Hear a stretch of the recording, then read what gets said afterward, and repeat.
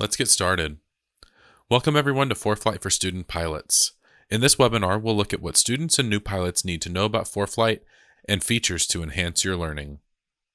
Our presenters today are both active instructors, and I'll let them introduce themselves. Hi, my name is Kendall Stovall. I am part of the pilot support team here at ForeFlight since June of 2021.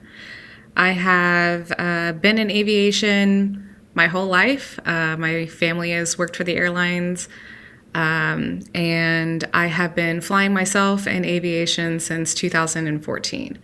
I am going on to be a 4-year flight instructor here this next coming year, and just wanted to welcome Alex into this as well. Alex, tell me about yourself.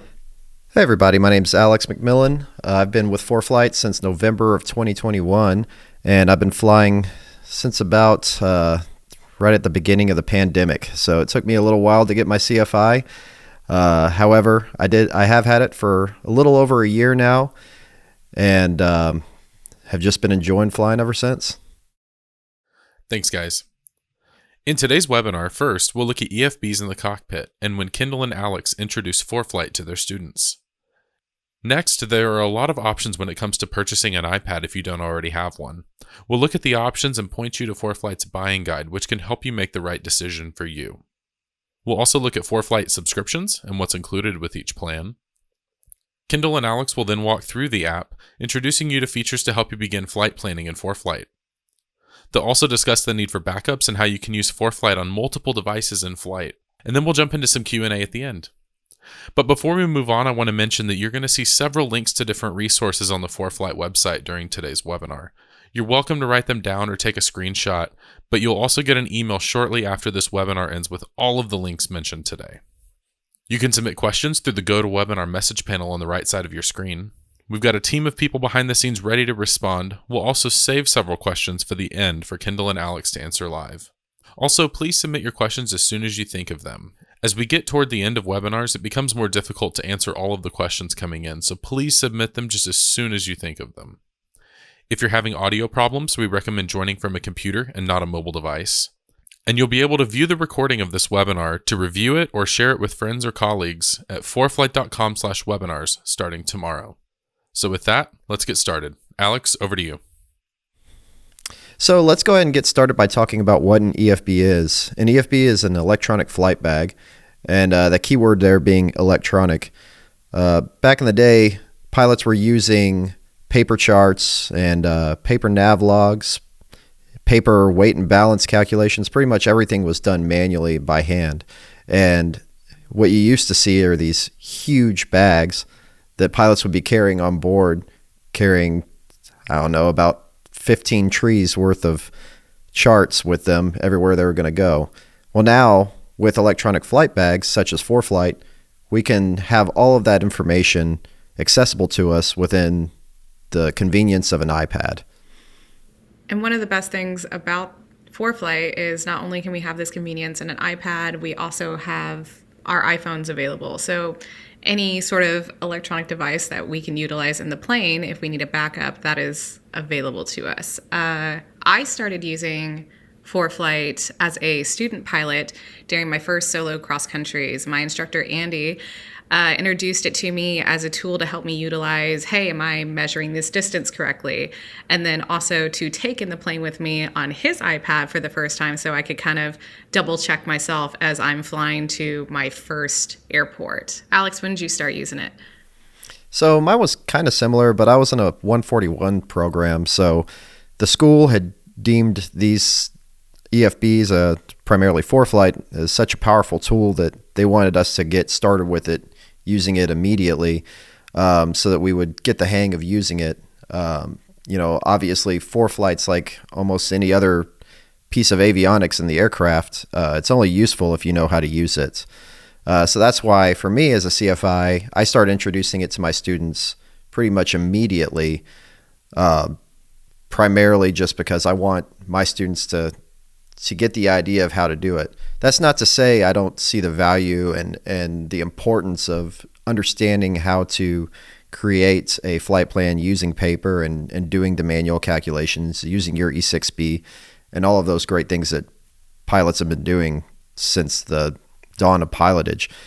But I think for me personally, I usually introduce it very early on. What do you usually do, Kendall, as far as introducing ForeFlight to your students?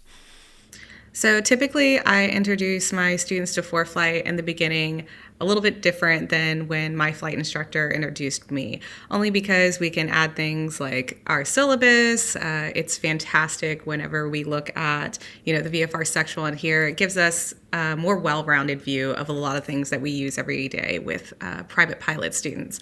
And that's a lot of the stuff that we're going to be going over today. So with all that being said, while ForeFlight is a very powerful tool for aviation and for getting your start in aviation, it's equally as important to have a good piece of equipment, the right piece of equipment, in order to run ForeFlight smoothly. I personally prefer the iPad mini with a cellular connection.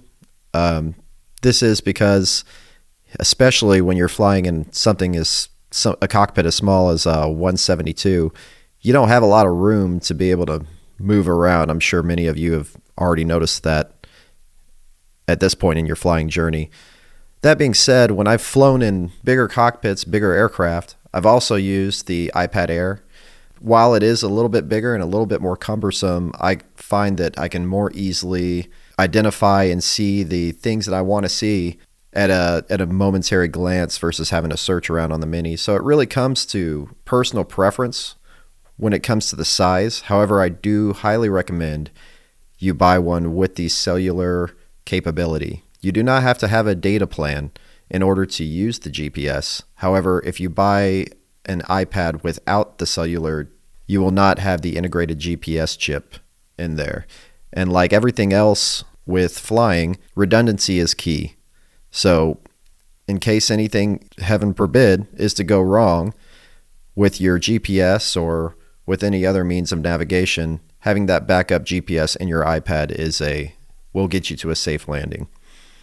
That being said, you can also view our buying guide by visiting foreflight.com/buying-guide. And this will give you a full look at what ForeFlight recommends you purchase as far as your hardware is concerned. So with Alex talking about equipment, each one of our subscription plans have different types of equipment. When I first bought ForeFlight, it was with the intention of utilizing it for the end of my private pilot and throughout my instrument and the rest of my training. For me personally, that meant looking at the Pro Plus. I really enjoyed the georeferencing that's displayed on not only the instrument charts, but on taxi diagrams. Ultimately, though, the great thing about our webinar today is that most of the features that we are covering are in all of our subscription tiers. So Basic Plus, Pro Plus, and Performance Plus. One of the best things about ForeFlight subscriptions is if you happen to see a feature that is on a different tier than you currently are, you can upgrade at any point in time. There's no need to wait until your subscription is up for the next coming year. Meaning, whatever is left on your current subscription will be prorated into your next subscription and it'll roll over into it. And from that purchase date, it'll be a year out from then. All right, so let's jump on into using ForeFlight. Now, the first thing we're going to want to do is set up our downloads. You'll notice that you will have access to all of these charts and all of the different information the airports provide while you're on the ground connected to Wi-Fi. However, you'll find out very quickly once you start flying, if you do not have this information downloaded, that you're going to be essentially flying blind when it comes to ForeFlight. So it's imperative that we set up downloads from the very beginning so that we have all of our information. To do this, tap the More icon, then Downloads, and from here, you'll notice two menus at the top of this tab. One says Data Settings and one says Region Settings. First, you'll want to set up your data settings. When you look at the top here, you'll see tabs for all sorts of different charts and diagrams. I recommend downloading anything that you're going to need at the state of instruction that you are. So if you are a student private, learning how to become a private pilot for the first time, I recommend downloading the airport text and diagrams, your terminal procedures, and your VFR charts. Now you'll notice on the right hand side, every time I tapped one of these fields, the selector switch turned off and back on. You'll want to make sure that you see blue to make sure that it has been enabled. Furthermore, scrolling down further, you'll see the high resolution base map and terrain. Depending on what region you are in, you'll want to make sure you have those highlighted. Now, I have a lot of space on my iPad, so I have almost everything downloaded. However, I recommend only downloading what is necessary for you, as to save as much space as you can for downloading charts in the future. Once you're completed with that, click the Downloads Back button and tap on your region settings. From here, choose your region. For me, that's going to be the United States. And choose whatever region that you're actually going to be flying in. For me, I did all of my training in Texas. So I downloaded Texas, Louisiana, Oklahoma, New Mexico, and Arizona. I wasn't flying to all of these places, but I wanted to make sure I had those charts just in case I ever decided to. However, it's completely up to you as to what you want to download or wish to download. As you can see, most of these packages here on the right side are quite cumbersome when it comes to the amount of space they take up. Once you've completed that, you'll see this icon in the lower right portion of the screen, Download, will show up as blue. Once this shows up as blue, you can download all of your charts, and you'll have them for future use whenever you're flying your aircraft. The next section that we're going to talk about is the Documents tab. So the Documents tab can be a group of imported documents such as your POH or your syllabus, or it could be drives that we already feature here in ForeFlight. So I'll start with the drives that we feature in ForeFlight. Because we have so much information in this app and only so many things we're able to cover today, I'm going to tap on the ForeFlight drive, and then I'm going to select the ForeFlight Mobile Pilots Guide.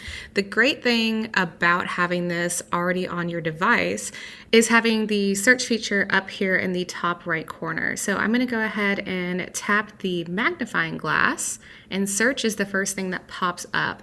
And I want to look up downloads. So when we search downloads in here, it has 135 different results and matches found. So I wanted to check in on updating downloads. I want to make sure that that's something that we're able to do. So this gives me the table of contents right here. And if I click on updating, this can ensure like, hey, whenever I want to update my downloads, this means it's an active download and data. And I can always tap the search feature again, and it will also show me the page I'm currently on from what I just tapped in the table of contents. Continuing in downloads, if I close this, I can also look at the FAR AIM, and that is going to be under the FAA drive. If I scroll down just slightly here, you have the Federal Aviation Regulations. I'm going to go ahead and tap on that because I do have these documents downloaded already. And because we're talking about private pilot, let's figure out how we're going to get that certification. So we'll come in here, and the first thing that pops up is the first page. And I have bookmarked where the private pilot requirements are within Part 61. So tapping that magnifying glass again, I'm going to go all the way to this last one that says bookmarks. And over here you can see all the other things that I've bookmarked through here. So medical certificates, pilot logbooks, flight reviews, and I'm just going to go ahead and tap private pilot. So this is going to take me to the aeronautical experience that I had bookmarked within here so I can get to it faster with my students. Talking about importing different documents into ForeFlight, I can go up into My Drives, which starts with Imported. So as you can see here, I do have a couple of different things that I've imported. One of the two best things for private pilots would be your syllabus, which is any flight school that you go to should have some sort of syllabus to review what you're doing for each flight lesson, each ground lesson. And the great thing about this is whenever you start looking through these and you start doing your flights, You can box it for yourself. You can say, hey, we're introducing all of these things in this blue box during my flight. I know that we talked about the use of checklists, and you can annotate this by going to the top up here and clicking this little pencil. I already have a few things that I checked off here, what I've done with my last student. You know, we definitely went over checklist.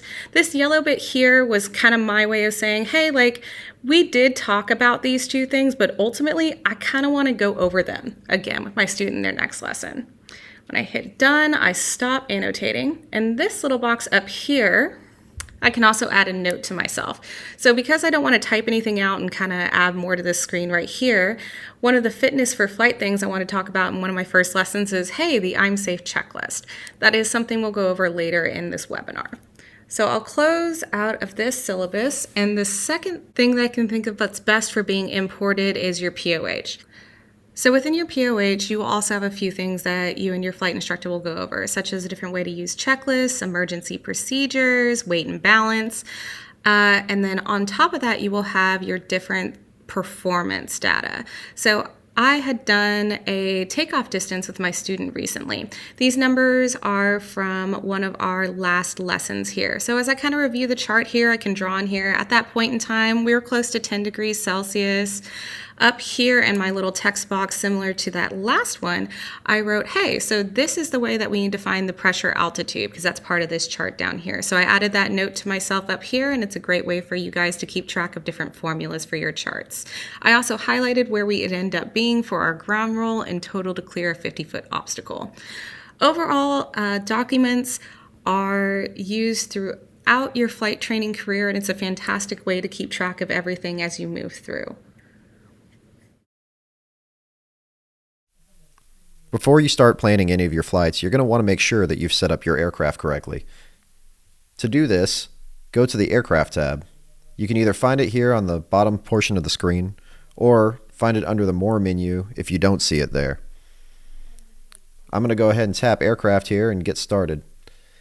Next to Aircraft at the top of the screen, you'll notice this plus sign. Go ahead and tap that, and let's enter a tail number. Once I've completed that, we'll look for the aircraft type. I'm going to go ahead and make a 172 Sierra. That's what I did the majority of my training in. So I'm just going to do a quick keyword search. And we're going to scroll down until we find it. Now, a grave error that a lot of people make when they're creating their aircraft is they'll find the first thing that looks like their aircraft and that says, oh, 172, and they'll pick that and they'll just carry on. Well, you want to make sure that you're actually picking the actual aircraft that you're going to be flying. ForeFlight, as you can see here, has created a lot of templates specifically designed to make this flow easier. If you choose something that you're not going to be flying with, you're not going to have access to that information, and therefore it's going to be a lot harder to actually set up your aircraft and have it reflect an accurate summary of what's happening when you're planning your flight. So let's go down and make sure we're actually choosing the correct aircraft profile.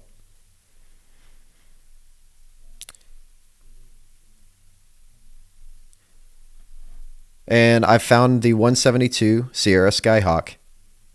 I know this is correct because I know what engine my Skyhawk flies with, and it's the fuel injected, horizontally opposed 360 Lima 2 Alpha. I also see here that there are 10 ForeFlight performance profiles, supports takeoff and landing performance, and weight and balance template available. I want you to keep in mind that those top two options come only with the Performance Plus subscription. So you might not see the same thing on yours, but if you are picking the correct profile, then you will notice the weight and balance template available. So let's go ahead and tap on that. Now from here, we can go ahead and customize our aircraft. We can either change the aircraft color. Mine was white. I'm just going to keep it as white. Change the home airport. Mine was out of San Marcos. We can change the airspeed units, the length units, Make sure that these are correct because these will come up later when either you're planning your trip or when you're creating your weight and balance profile. When you scroll down, you'll see a section called Performance. Tap on Performance Profiles. Now again, you'll see on my display a lot of performance profiles that I've already put in. Once again, this is because I have Performance Plus, and ForeFlight has entered all of these different performance profiles based on the information the manufacturer has provided us.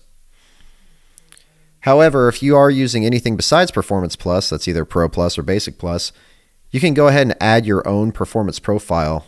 I'll go ahead and add a basic performance profile now. Now you'll notice when you get here, you see 3 basic sections. Well, technically 4 basic sections. The first being the profile name. I'm just going to name it Basic for now. Then you have the Climb, Cruise, and Descent section.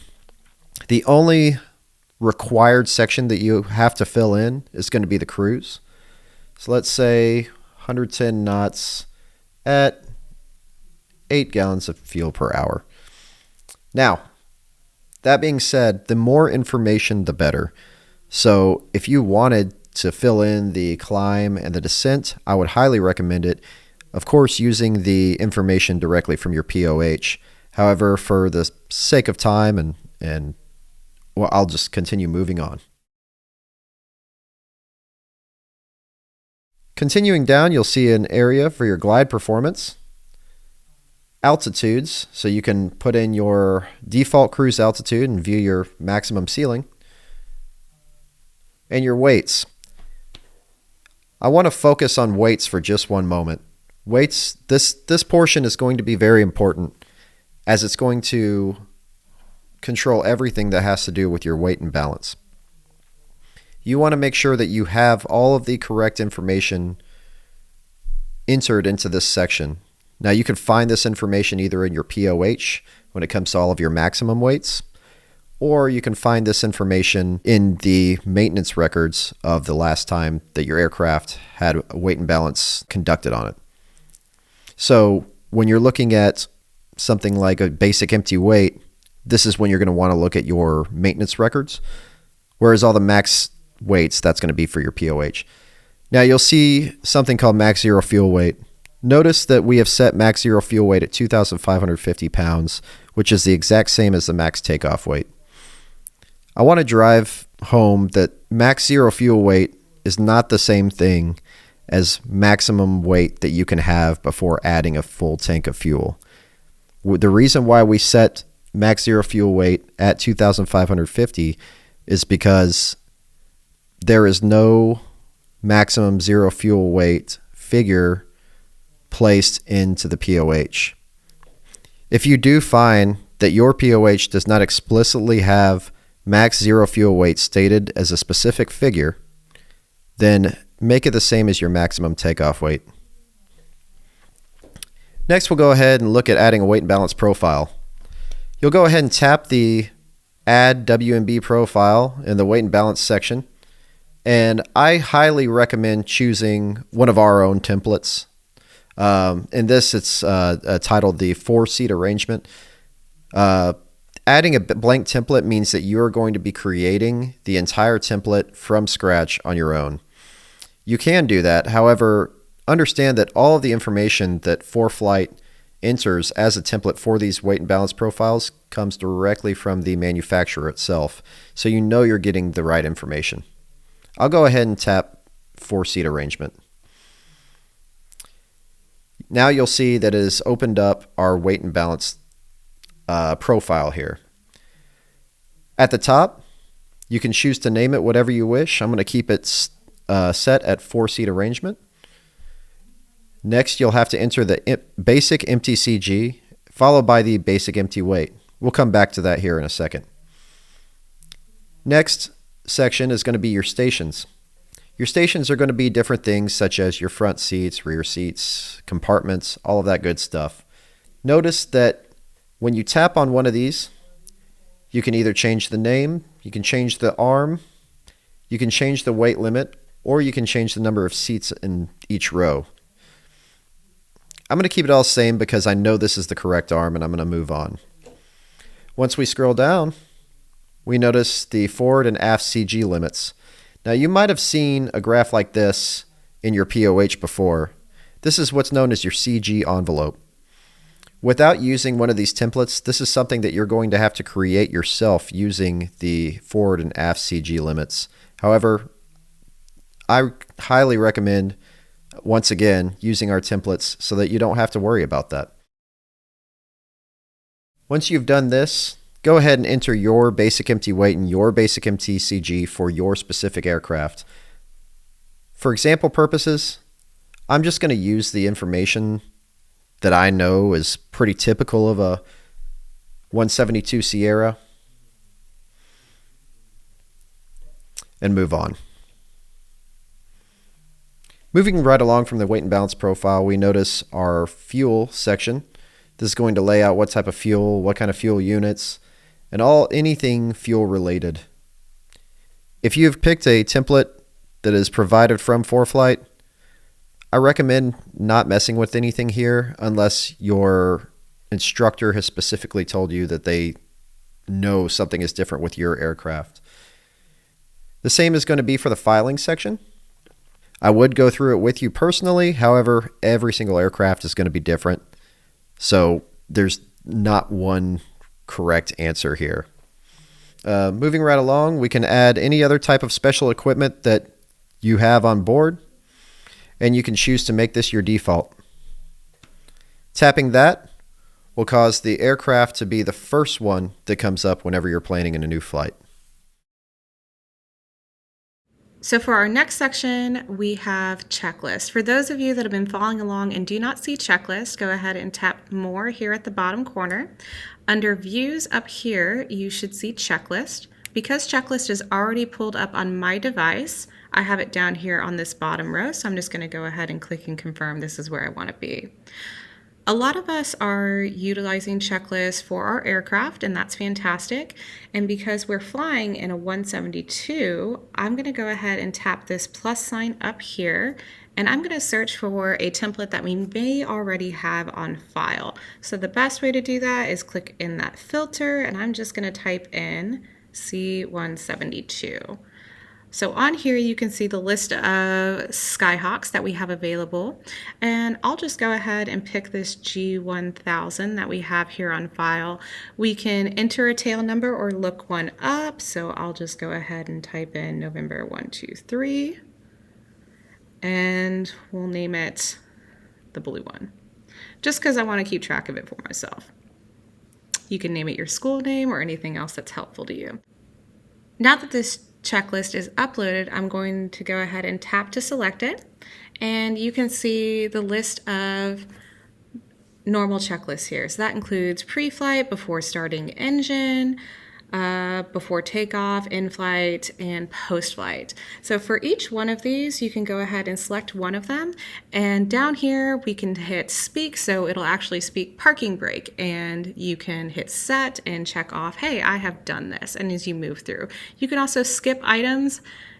I would suggest between you and your flight instructor you wouldn't do that unless that's something you've done. You can also automatically check down here at the bottom. Another option is our emergency checklist. And here we have our engine failures. So as I click here, it goes through, hey, have you checked your throttle? And you can speak these responses or check them just like we did in our previous one. The other fantastic thing about checklists is not only do we have aircrafts, we also have an EFB checklist. So here on our EFB checklist, it starts with, hey, have you charged your iPad? Is your second one charged? Your iPhone, it rolls through everything like that. Is your data set up? Have you done your downloads? So it does have that. And then as we talked about our documents earlier, I had added in there to talk about the I'm safe checklist with my student. So to go to that plus sign, and then I'm starting my search just as I'm safe. And up here pops up the I'm safe used to determine physical and mental readiness for flying. And because of that, I will just click done because it is kind of a description on its own and the title will appear right there. As I tap on here, this is a great mental checklist for you to become ready for each flight and ensure that you are in the proper state to learn.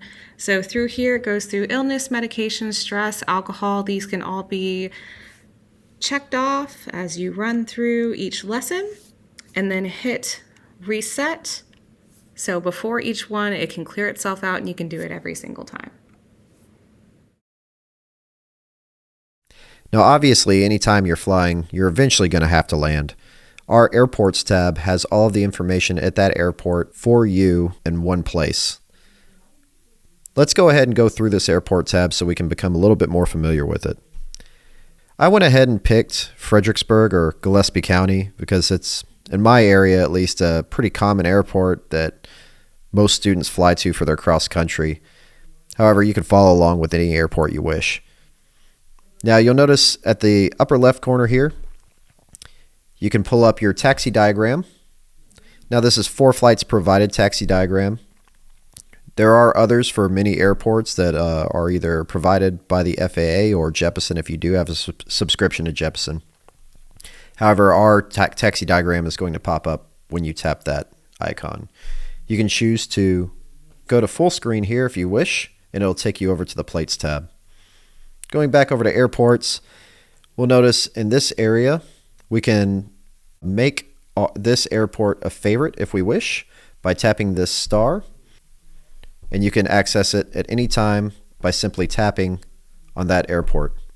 So Tango 82, Gillespie County, all of the information for this airport you can find, all the general information for this airport you can find right here. Its location is in Fredericksburg, Texas. Here's the lat and long and when sun up and sundown is going to be for that day.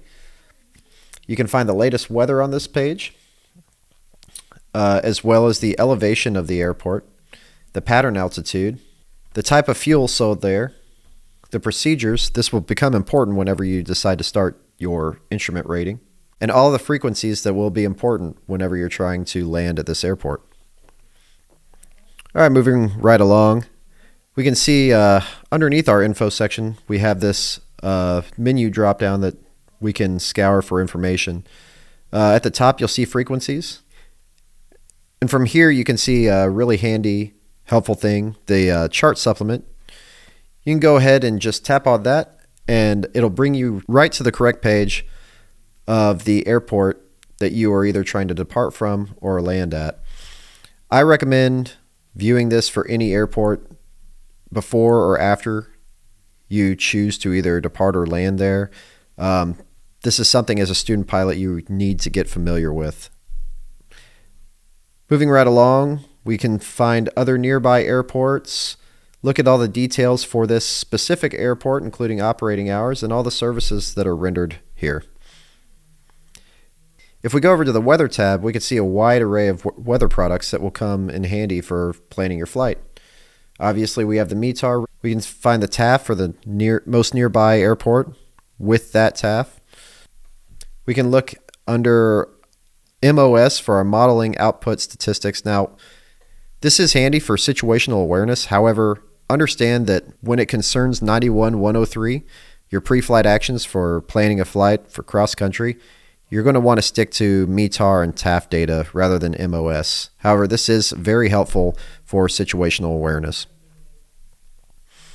You can also see your daily forecast and winds aloft at that specific airport. Next, we'll look at the runways. This is super handy for various different reasons. First, you can see at this exact moment what runway has the actual best winds and most likely to be landed at. Furthermore, you can see whether or not this runway has good asphalt, whether it's a grass runway, how long it is, how wide it is, and what type of traffic pattern this runway uses. You'll notice that runway 14 says right traffic, whereas runway 32 doesn't say anything at all. This is going to be because it is assumed that every runway is left traffic. So if you don't see anything, know that it's a left traffic runway. If you do see right traffic, that's something to keep in mind whenever you're coming into the field. Let's go over to procedures. Now, This is mainly geared towards people going into their private pilot, so I'm not going to bog you down too much with anything having to do with departures, arrivals, approaches, or any of that. However, something you can pull up from here is the airport diagram provided from ForeFlight, or one provided from the FAA if there is one available. And last but not least, we have our NOTAMs. These NOTAMs will be separated by types of NOTAMs, so you can find airport NOTAMs, obstacle NOTAMs, and TFR ARTCC NOTAMs. The next section we're going to look at is the Maps tab. So that's down here at the bottom next to airports. So I have that selected, and one of the first things I'm going to look at, because I'm going to start planning a cross country, is up here at the top we have our layers selected. So our aeronautical chart is fantastic for flight planning and VFR pilots because it does utilize us being able to tap to select airports to see more information rather than having to zoom in to read anything like frequencies, the current elevation, who we would need to talk to, pilot controlled lighting, and any of that sort of information. It does pop up here on our side screen, as you can see on the right-hand side of my screen.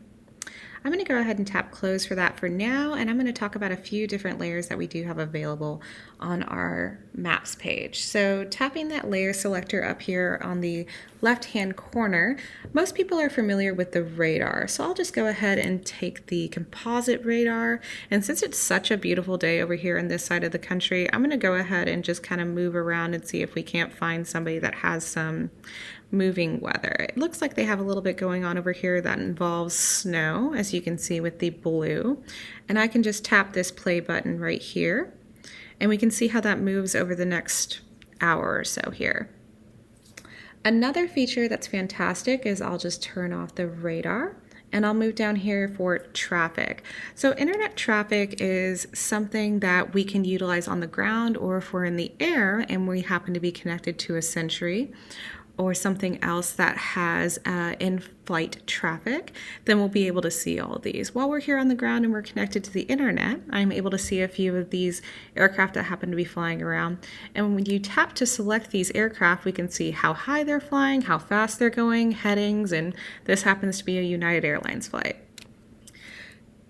As private and student pilots, another thing that we'll utilize frequently is NOTAMs and TFR. So I'll go ahead and tap to select both these layers right here.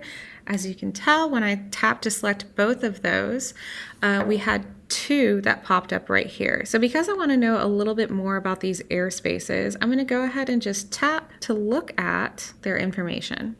So right now you can see that this is a NOTAM for some exercise that's being scheduled between January 1st and December 31st. So it lists all the information that you need for these airspaces, and I'll just tap closed, and I want to look at this other one as well. And this is a restricted area, and it also gives you the information about it being from the surface to 3,200 feet.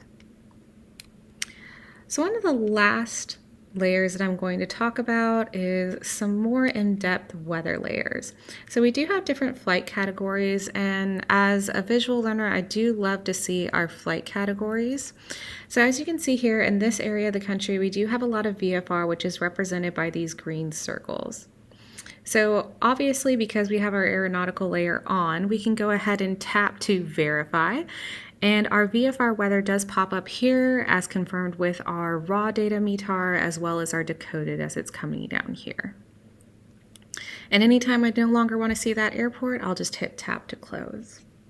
So for most useful for planning cross countries, I'm going to go ahead and keep my aeronautical layer on as well as my VFR sectional. And I'm going to plan a flight within this area in North Carolina today. So I'm going to tap the FPL box, and this will drop down right here. One of the first couple of things that we're going to check is make sure that we have an aircraft on file. Alex luckily made us this little ForeFlight aircraft, so I'm going to go ahead and keep that selected. I'm going to next think about which airport I want to start from. So back when I started my private pilot, I actually was flying out of Greensboro. So I'm going to go ahead and tap on Greensboro over here. Up here at the top, you can see how it automatically tells me I will not be taking off or landing off of that particular runway. But I still want to add it because they have a few more for me. So I'm going to tap add to route up here at the top because this is where I'm going to start my cross country.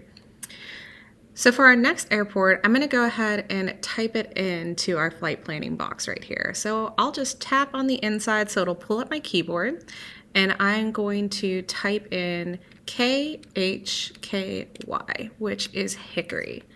The great thing about using my map and my flight planning box right next to each other is I can always double check to make sure that the distance is what I need it to be. So one of the best things you can do is using the ruler feature. You can tap 2 fingers next to each other and we can confirm that this is going to be long enough for the first portion of my cross country.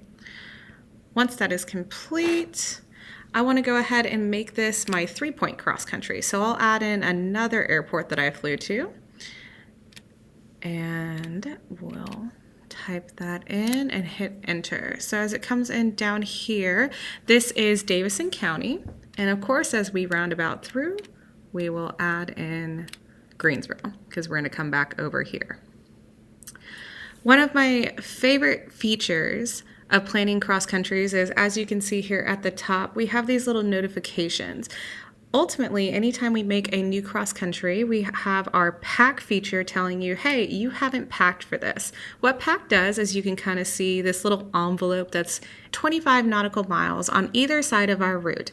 And the great thing about that is if for whatever reason we needed more weather information, if we wanted to take if we were able to take a detour because we were with our flight instructor and we wanted to go look at a different airport, this will take our weather, our segments, our NOTAMs, our TFRs, fuel prices, and any relevant information for our flight and pack it for us.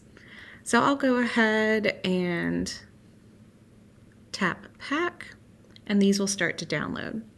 As we were packing for our flight, you can tell up here on our airports we happen to have these little exclamation points. What these mean when we tap on them is we have some sort of NOTAM. As we kind of reviewed on the little flights page, our NOTAM had to do with the fact that our runways are closed. So it does give us an extra warning on there. The great thing about this alert is if I click on another one of these airports, it'll also tell me that there's a NOTAM for here. As it so happens, Hickory also has a runway that is closed. So that's good to know for our plans. Hickory has some extra runways though, so we'll be able to land somewhere else. One of my favorite features and something that I enjoyed for myself whenever I was first doing my cross countries is I kind of wanted to remind myself, hey, these are my points. Over here on the left-hand side of our maps page, we have our quick filter features. So one of those is annotation. So I click that pen over here and I just want to say, hey, I know I'm going to be looking out on the side of my aircraft for the Winston-Salem Airport right as I kind of take off here from Greensboro. Throughout the rest of my flight, I will have different feature points that I will have to take a look at. One of these being, hey, I might want to take a look at Twin Lakes because it's between 10 and 20 miles from each point. As I get closer, I might want to take a look at Statesville. It looks like it has a large collection of lights, which indicates there should be a large collection of buildings. And as I get closer to Hickory, one of the good things that I do know is whenever I have a runway closed, I know automatically that I will not be landing on 19 or 1.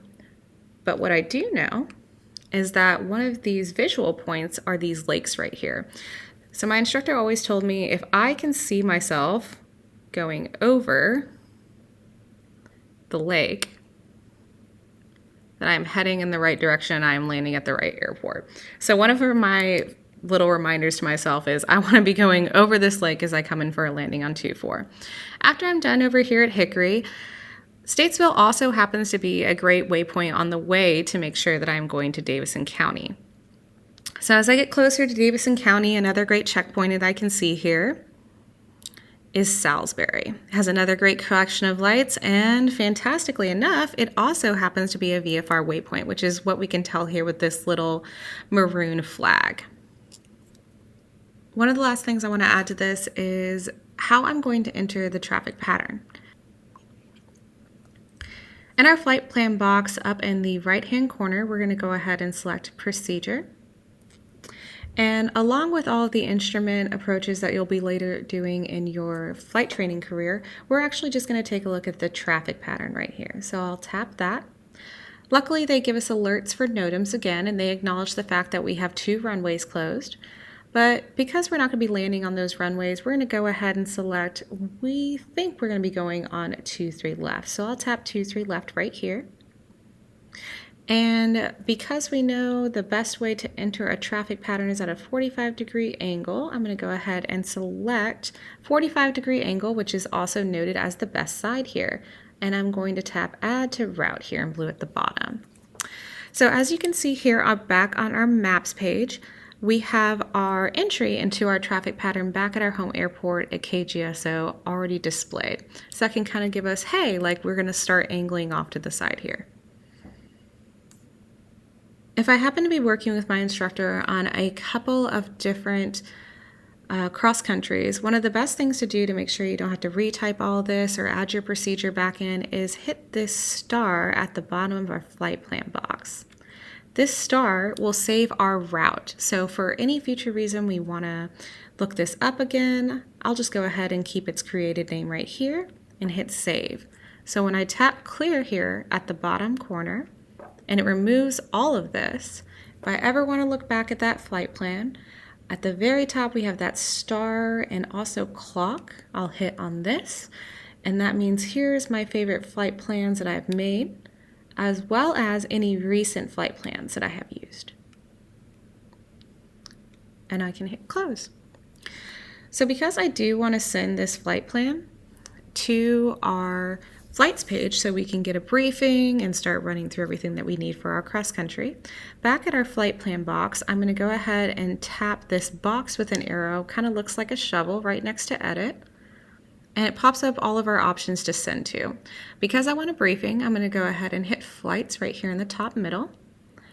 As this loads up, the main portions for this that we're going to kind of review today is we just want to check our distance. It's the 150 nautical mile solo cross country. It looks like we got 153 nautical miles. That's fantastic. It'll take us about an hour and 20 minutes. If we are taking off around 1 o'clock today, Eastern time, it looks like we'll land around 3.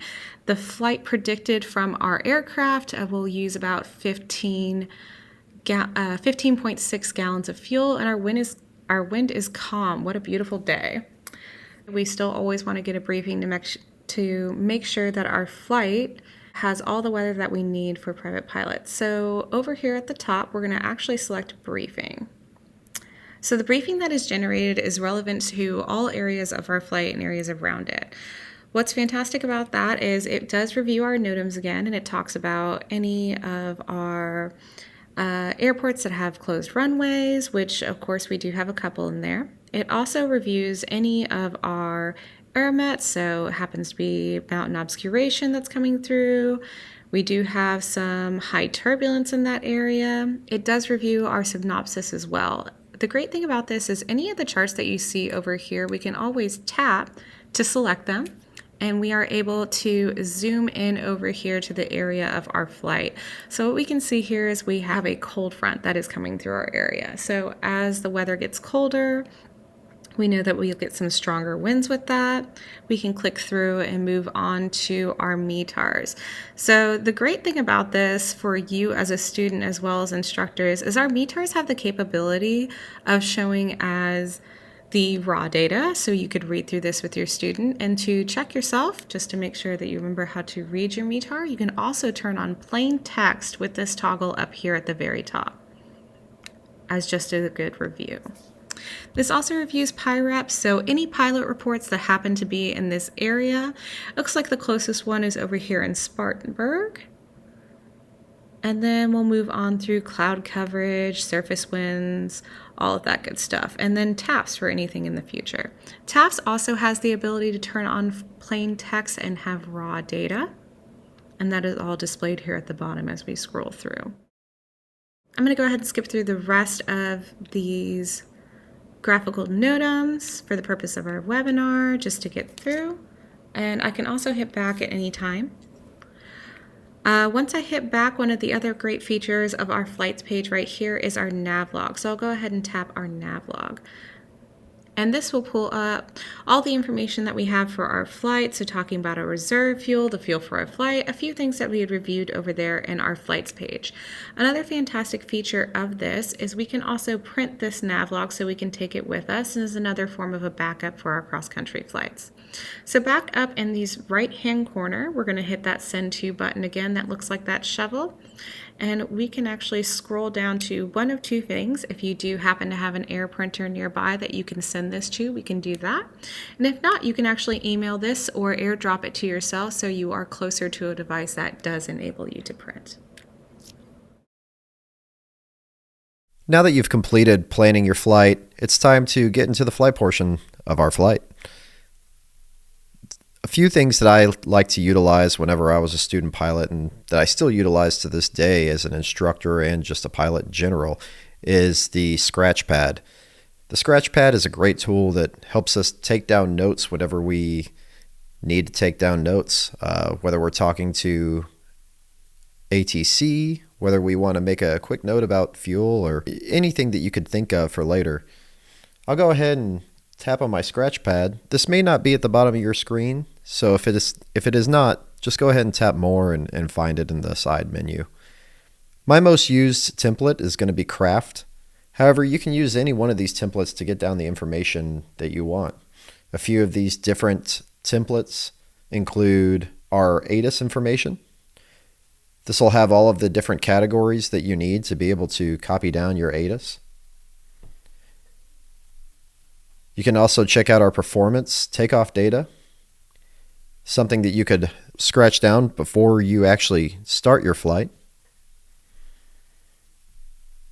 Your landing data, which is also great for your flight planning portion. Or your holding clearances. Again, this will come in more handy once you get into your instrument rating. However, it's good to know that it's there. Let's go ahead and open up a new scratch pad here. I'm just going to tap the regular draw.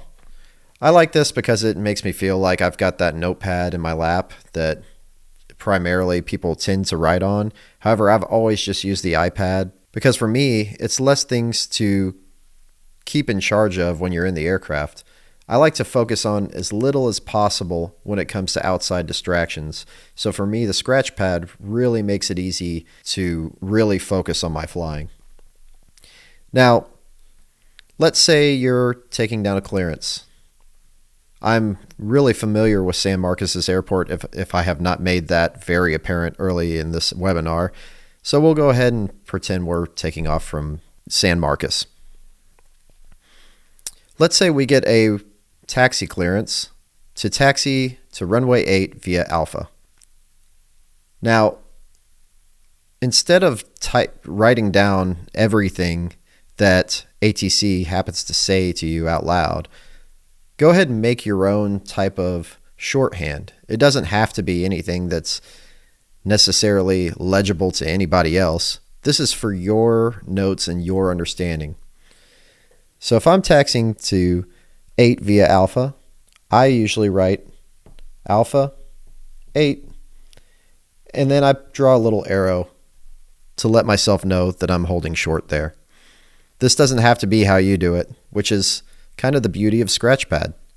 You get to choose how you get to understand the information that you wrote down. Now, after we've written down our clearance, we're going to be taking off from runway 8. So let's pop over to the map. First of all, as Kendall explained earlier, you can have your aeronautical data present in your screen overlays. Because I'm taking off from KHYI, I'm just going to go ahead and tap on that airport. I'm just going to go ahead and tap taxiways. Once I tap on taxiways, it'll bring up my taxiway diagram within the plates section of ForeFlight. Now, if I want to follow along with what I'm doing and I have a Pro Plus subscription, I can go ahead and hit the Send To button in the upper right corner and tap on Map. This is going to display over top of the map my taxiway diagram, And if I were at this airport at this specific time, it would show my current location on the taxiway diagram. This can make it a lot easier for pilots taxiing around airports that they're not necessarily super comfortable with. Furthermore, once I get my clearance, I can go ahead and annotate by tapping this button.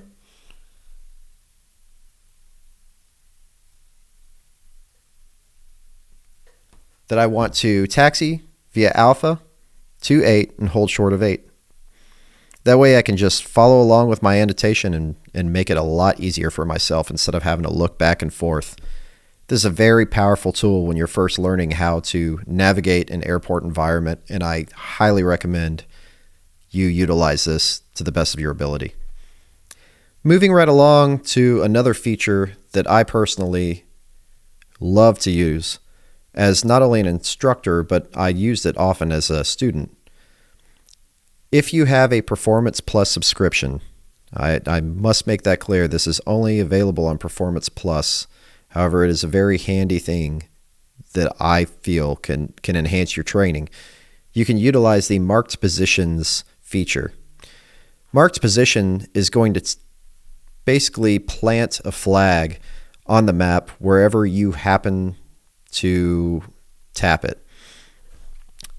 You'll see underneath the annotation icon over here, basically a waypoint icon. Tap that waypoint icon and a marked position menu will show up on the right side of your screen. Go ahead and enter a name. Let's call it Steep Turns.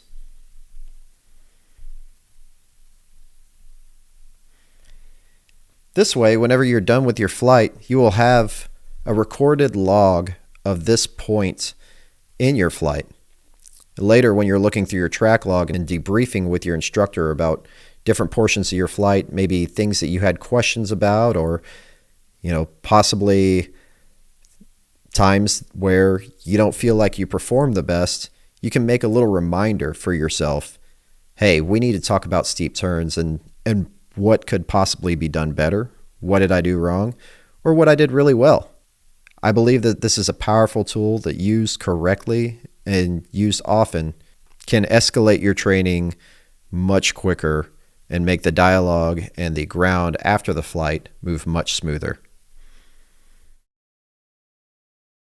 So after you take your flight, you may want to take a look at the track log that you made during your flight. So to take a look at your track logs, we'll go back into our More tab over here, and under Views, you'll select Track Logs.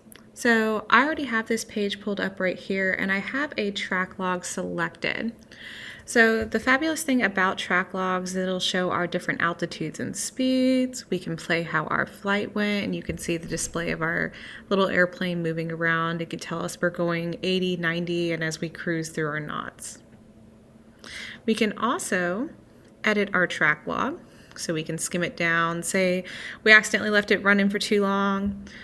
We can go ahead and hit done there, and it'll edit our track log as we need for our flight. The other great thing about track logs is we can also send this information over into our logbook for post-flight. So what I'm going to do is hit that Send To button up there in the top right corner, and I'm going to tap Logbook. So this is how this track log is presented in my logbook. It auto-generates the date that I have here. And I'm going to select one of my aircrafts really quick, just to add in aircraft. I can edit any of this information from my track log. So I just want to go ahead and confirm that I have the correct airport in here. So I'm going to type KCOD. I'm going to select the Yellowstone Regional from right here. My to and from airport has been entered. If I happen to have any other airport in between here, I can add that into my route box right here. And any airport that we add in between our from and to airport, we're only going to separate by using the space button down here. Because this flight is just a round robin back and forth to Yellowstone right there, I'm just going to leave it as it is. As I scroll down through here, the predicted time for this flight from our track log is 0.8 from the portion that we edited it from. If that is incorrect, I'm going to go ahead and tap in this box, and I'll just say, you know what, I actually didn't mean to edit it down that far, and I'm going to go back to 1.1. If this happens to be a flight that you're soloing, PIC, SIC, any of this additional information for night, instead of having to type 1.1 continuously, we can actually just go ahead and tap the use 1.1 right there to select that back in there. If I happen to tap it on accident, I'll go ahead and hit 1.1 again, the backspace, and close to remove any of that time.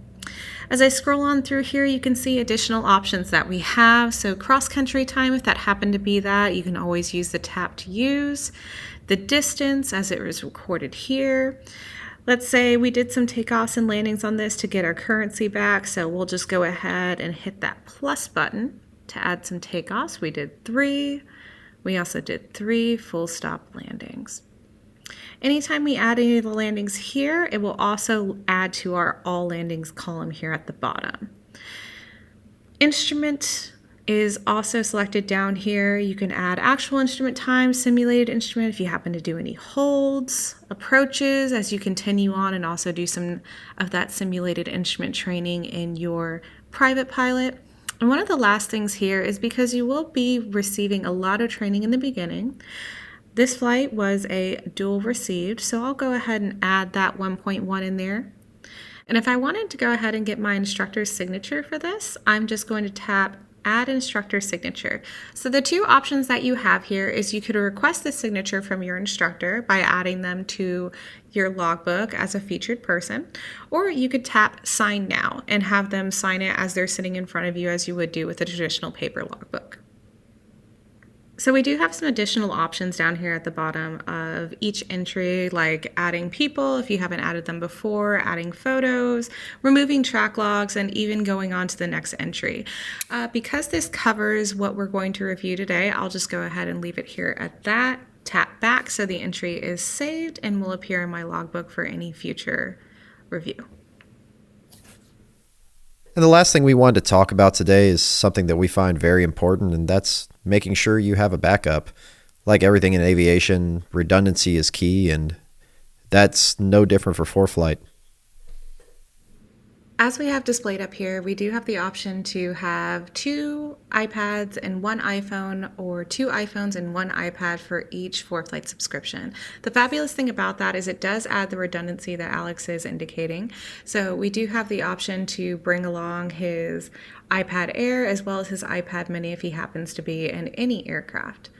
On top of that, as we kind of displayed earlier, as you're going along on your cross countries, nav logs are another great thing that you can have as a paper backup. It also makes it very handy when you're in check ride and the DPE decides to quote-unquote fail your iPad. So keep that in mind. Well, that wraps up what we wanted to talk about today. We really do hope it's been informative and helpful. And if you do have any further questions, we do see that a lot of them have been coming into the queue, so we will be getting to those shortly. For now, I'll go ahead and hand it back off to Jay. Thanks, guys. Before we get into Q&A, I want to point out several more useful links for you. As I mentioned at the beginning of this webinar, we'll include a list of all of these links mentioned today in an email that you're going to get shortly. The first link here, foreflight.com/pricing, is where you can get a detailed look at each of ForeFlight subscription plans to find the right one for you. You can find the pilot's guide and answers to many questions that other pilots have asked at foreflight.com/support. Third, we have a large video library with many videos to help you learn how to use features in ForeFlight at foreflight.com/videos. We also have other webinars to help you learn about ForeFlight at foreflight.com/webinars. And lastly, you can always reach our pilot support team at team@foreflight.com. And if your question doesn't get answered during today's webinar, you can also submit your question there and someone will get back to you. So with that, let's move on to some questions. The first one I have here is for Alex. Where do you suggest that we mount an iPad in the plane if there's no space on the panel? And do you have any recommendations for a mount? Yeah, absolutely. Personally, when I was going through training, typically, most students aren't making, 6 figures or anything like that. So I kind of just stuck with the kneeboard when I started, which, it's great, but there is sometimes the issue comes up where you're making a lot of head movements, looking down, looking back up. So if you do have the ability and the opportunity to buy another mount, I personally use the yoke mount. I like it because it's just right there. And I'm not having to move my head a whole bunch, start messing with my vestibular system, if you guys haven't learned about that yet. And then furthermore, I've heard a lot of good things about using a suction cup mount, and just placing it right to the left of your avionics, like right there on the windscreen. It doesn't block out too much of your visual, especially if you have a mini, and it basically just gets used like another part of your avionics there. I suggest just going to Sporties and looking around, looking at the reviews. I can't endorse a specific product right now because honestly, I just can't think of one off the top of my head. But Sporties is a great place to start for sure. Thanks, Alex. Kendall, the next one's for you. My iPad and iPhone overheat when I leave them in the sun. What suggestions do you have on avoiding overheating in the cockpit? So to avoid overheating in the cockpit, some of the best things that we can do is turning down the brightness on your device itself. You can avoid placing that device in any sort of direct sunlight.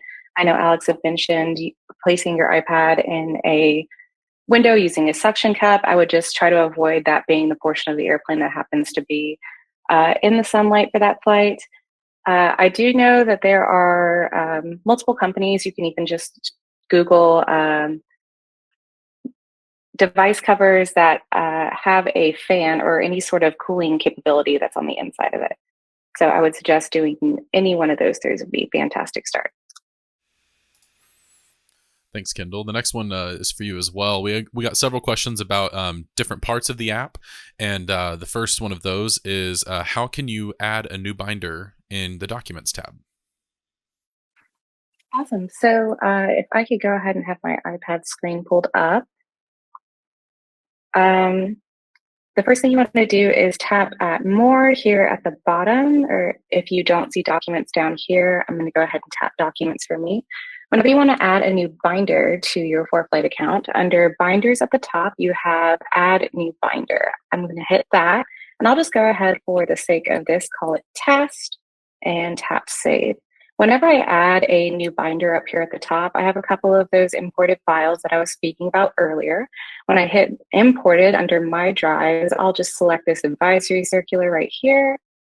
And then up at the top right corner, you have a file with a plus symbol. So if I wanted to move this to that new test folder, or excuse me, binder, I'm going to tap that plus sign, and I'll just go ahead and hit the test folder. And with that check mark right there on that corner, whenever I hit close on this, I can see in my binders called test, I have one item, and that is that advisory circular. That's super helpful. Thanks, Kendall. Next question is for Alex. Is there a way to take the weight and balance information from one iPad and send it to another user's iPad? A popular question. Yeah, absolutely. And I'm going to kind of combine this with another popular question, which was some folks were asking about how they were seeing the weight and balance tab on the aircraft portion of the webinar, and wondering how they weren't actually seeing that same button, and wondering how I got to that. So if you can go ahead and switch over to my screen as well, Jay. And so I'll go ahead and show you what you're seeing is our enhanced weight and balance feature. Now you can access this whether you have Basic Plus, Pro Plus, or Performance Plus, but you just have to make sure to activate it. So in order to do that, you want to go to More, scroll down and find Account. And on Account, you're going to want to find the ForeFlight Labs icon there. Now, you're not going to see it on mine, just because my account's a little bit different since I work here, but you'll see around this area right here a tab that asks for enhanced weight and balance to be enabled. So you'll go ahead and enable that. And once you do that, your weight and balance is then going to be integrated with your aircraft. And if you have Performance Plus, also with your Flights tab. This is also where you can find all of these templates that I was talking about earlier in the webinar. So I think everybody should use it. It's awesome. It's a great feature. We came out with it a little bit earlier this year for the public use, and I think it's been great ever since. So to share that, you're no longer just going to share your weight and balance profile by itself, but instead you're going to share your entire aircraft. So we'll go to our aircraft here, the one I created for this webinar. We'll tap the Send To button in the upper right corner, and then you can find, whoever you want to send it to from there. And that was my lovely fiance's message up there that you can see. But you send it, you can send it from there to either mail or airdrop or any other means in which you wanted to get that shared. Awesome. Thanks, Alex.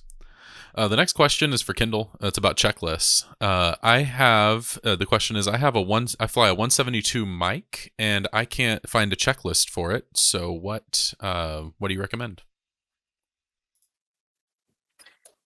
Great. So Jay, I'll have you switch back over to me. So on my device, I'm going to go down here back to checklist at the bottom. And then if I would like to add a checklist to my account, I can go to this plus sign at the top. And then in this filter feature, if we don't have it, which I don't believe we do, there's two options here. We can select from the Cessnas that we have available currently. So it looks like we have an N model P, S, etc. So you can select one of these and you can actually edit this as you would need. So if I go into the checklist itself, these are all the normal things. If you find something that's different on your aircraft than is on this checklist, as you're on pre-flight, for instance, we can tap edit, we can tap groups and lists, and we can add and remove things as we see fit on this checklist. So if there's an additional item that is not listed on this aircraft that is listed in yours, or even a new list entirely.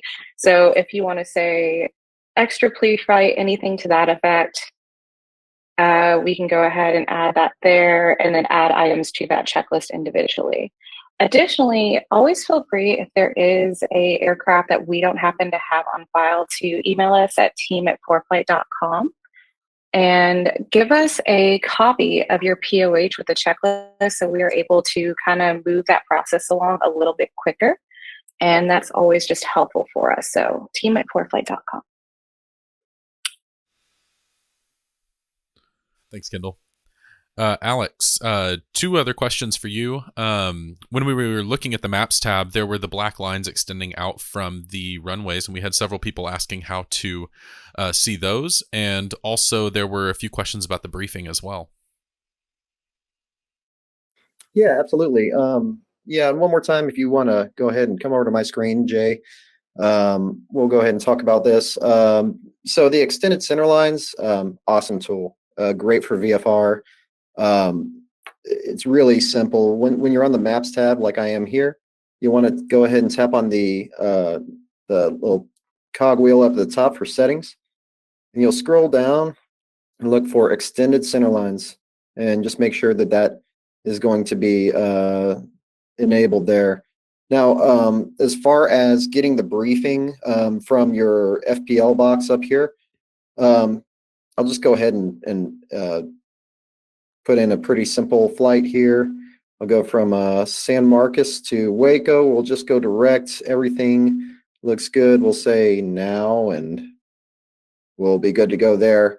Now you're going to see a bunch of different icons down here. The one directly next to edit to the left is going to be a send to box. It looks very similar to what I just showed y'all on the aircraft page. So you'll tap that, and you'll get a myriad of different options of where you want to send it. From here, you want to send it to flights. Once it is populated in flights, you'll notice at the top, there's the nav logs, briefing. You might not see files on yours because if you don't have Performance Plus, but I'll go ahead and tap briefing, and then it'll go ahead and bring it up whenever it's done loading. Awesome tool. I do still recommend as a student, especially going into your check ride or going into your solo cross country, you use all different kind of briefing methods that you have access to, and that includes contacting 1-800-WX brief and checking out aviationweather.gov. However, this is I would also use this as it's a great tool. It gives you so much information that otherwise you'll have to do a lot of searching for. Thanks, Alex. Kendall, a question for you. We mentioned earlier that there's going to be an email sent out with several, with these links right here, but there was someone asking for additional study aids and other tips like the I Am Safe checklist and the EFB pre-flight checklist that you mentioned earlier. So do you have any other tips that are useful for new pilots?